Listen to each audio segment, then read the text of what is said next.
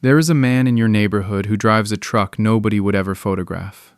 Faded paint. A dented rear bumper. A name on the door that means nothing to you, printed in a font someone chose 15 years ago and never updated. He waves at the mail carrier, orders the same coffee every morning, and nobody in that coffee shop would guess what his bank statement actually says. You know one. What makes him different is not what you think. It is not the truck. It is not even the money, not directly. It is a single decision he made years ago that most people never make, because most people are too busy searching for something impressive to notice something profitable. He did not start a company that needed a pitch deck. He did not raise money from strangers who wanted equity in exchange for a slide about disruption. He looked at the ugliest, least glamorous services in his own town and asked one question almost nobody else was asking. Who is quietly getting paid every single month without landing a single new sale for something almost nobody wants to do themselves? The first sign is usually parked outside a construction site before 6 in the morning. Portable restroom units, lined up in a row, plain white, easy to walk past without a second look. A single operator with 40 units, serving construction sites and outdoor events across one county, can bill anywhere from $300 to $600 per unit per month on contracts that renew themselves without a single phone call. Nobody dreams about owning portable restrooms as a kid. Nobody puts it on a vision board. That is exactly the point. The businesses nobody dreams about are the ones almost nobody competes for, and the ones nobody competes for are the ones that quietly stay profitable for decades. Here is the contradiction that should bother you a little. The businesses people brag about at dinner parties are usually the ones losing money quietly behind the scenes, propped up by a credit line and a hope that next quarter looks better. The businesses people are almost embarrassed to mention out loud are usually the ones paying for the dinner, the mortgage, and the vacation nobody asked how they afforded. Wayne, 52, owns 3 of the businesses on this list, and not one person at his gym has ever asked him what he does for a living, because his answer is boring enough that nobody follows up. The second sign shows up early, before most people are even awake, in the form of a pressure washer strapped to a trailer and a route of the same 12 commercial buildings, month after month. It sounds like a summer job for a teenager with nothing better to do. It is not.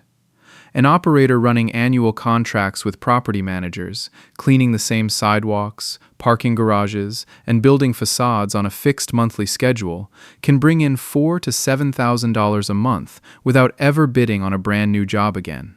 The equipment costs $2,000 to $4,000 once. The work itself does not change from one month to the next.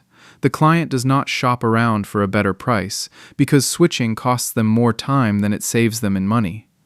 The check simply arrives, on the same day, every month, whether the broader economy is up or down. Notice the pattern building as we go. It is never the exciting version of a business that quietly builds wealth. It is almost always the boring, repeating, slightly tedious version of it.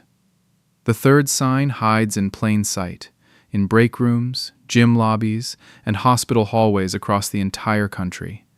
A vending machine humming quietly in a corner that used to make absolutely nobody any money. A well-placed route of 15 machines, restocked twice a month on a fixed loop, can clear $300 to $600 per machine per month in pure profit after the cost of product is subtracted. The soda is not really the business here. The corner is the business. Somebody figured out, long before you did, that empty space multiplied by foot traffic multiplied by convenience was worth far more than the $2 drink sitting inside the glass. And once you see that pattern clearly, the next sign on the list becomes almost obvious. An ATM sitting in that same bar, that same laundromat, that same corner store, quietly charging a small fee every time someone needs cash they do not currently have on hand. One machine, placed in the right location, can generate $1,000 to $2,000 a month without a single conversation with a customer, ever. Pair it with a vending machine already sitting in that exact location, and suddenly one restocking visit a month produces 2 separate paychecks instead of one, from the same square foot of floor space that used to generate nothing at all. Here is the uncomfortable part most people skip past too quickly.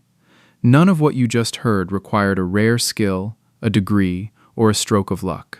It required someone willing to stand in an unglamorous corner and quietly collect a fee that everyone else in the room was too proud to bother collecting.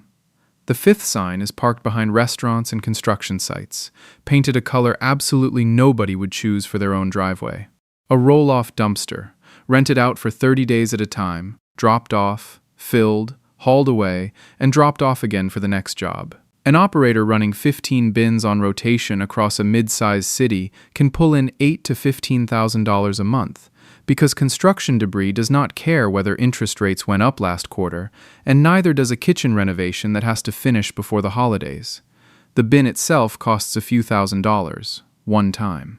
After that, it keeps working for 15 or 20 years, and unlike an employee, it never once calls in sick. Denise, 39, runs a small version of this route on the side of her full-time office job. Her coworkers think she just enjoys driving trucks on the weekend as a hobby. She has never once corrected them, and she has no plans to start. The sixth sign is louder than the others, and it never actually stops running. Rows of washing machines, humming from 6 in the morning until midnight, inside a shop that has looked exactly the same since roughly 2011, down to the faded sign out front.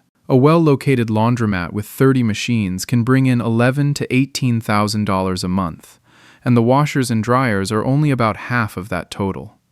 The vending machines by the door, the change machine bolted to the wall, the folding tables that keep people sitting long enough to buy a drink while they wait, all of it stacks quietly on top of the core business. People will always need clean clothes. That fact does not go out of style with the seasons, and it has not been disrupted by an app, no matter how many startups have tried. The seventh sign is bigger than a single building, and it is usually painted the exact same shade of orange or blue no matter which state you happen to be standing in. A self-storage facility, rows and rows of roll-up doors, most of them unopened for months at a stretch.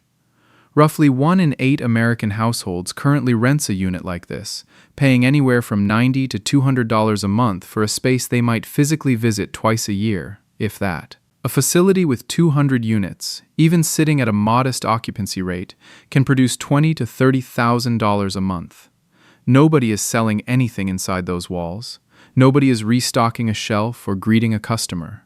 People are simply paying, every single month, for the quiet privilege of not having to make a decision about what to throw away. The eighth sign shows up uninvited, on a schedule nobody has to remember, and that is exactly why it works so well. A pest control contract with a restaurant, a hotel, or an apartment complex, renewing automatically because no property manager wants to be the one explaining a failed health inspection to their boss. A route of 80 recurring accounts can generate $6,000 to $9,000 a month, and the client is never the one who has to remember to make the call. The business calls them, on a fixed schedule, whether anyone in the building is thinking about it or not, month after month, year after year. The ninth sign is the simplest one on this entire list, and somehow it is the one people notice the least while driving right past it every single day. An empty rectangle of asphalt in a busy part of town, painted with white lines, watched over by a single camera and an automated payment kiosk. A well-located lot with 200 spaces can generate $10,000 to $25,000 a month, with almost no ongoing labor once the payment system runs itself. There is no product to sell here. There is no inventory sitting in a back room. There is only a location that people are willing to pay to borrow for a few hours at a time, day after day, without ever asking for anything else in return. And the 10th sign is not really a business at all. It is a decision, made quietly, that most people never even consider as an option. Most people assume the only way to own one of these is to build it from absolute zero, spend 2 or 3 years bleeding savings, and simply hope it survives long enough to matter. But almost every single business on this list already exists somewhere, right now, for sale, run by someone who is tired and finally ready to hand it off to the next person. A laundromat with 8 years of bank statements proving exactly how it performs costs more upfront than starting one completely from scratch. But it removes the one variable that actually kills most new businesses in year one, which is the uncertainty of whether anyone will ever pay for it at all. Buying proven cash flow, even at a premium price, is often the fastest route past the 2 years most people spend simply guessing. Add just 3 of these together, and the math stops feeling small.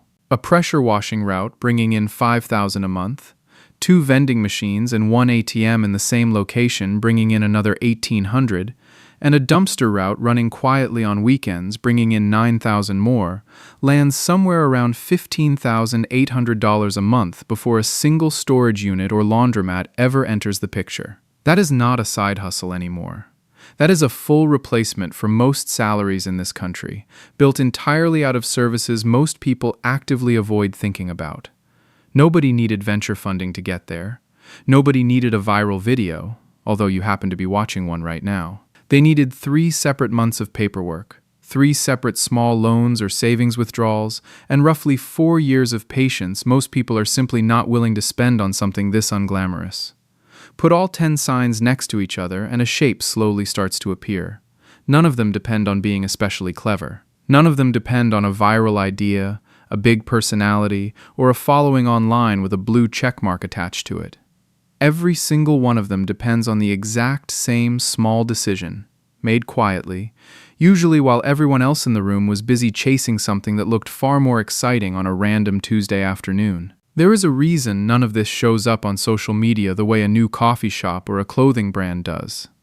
There is nothing to photograph. Nobody wants a picture of a dumpster, a vending machine, or a row of storage doors on their feed, so the businesses that actually generate the steadiest income in this entire list stay almost completely invisible by accident, not by design. The attention goes to the businesses that look good in a photo. The money quietly goes to the businesses that do not need one. Wayne did not become the man with the boring truck overnight, no matter how it might look from the outside now.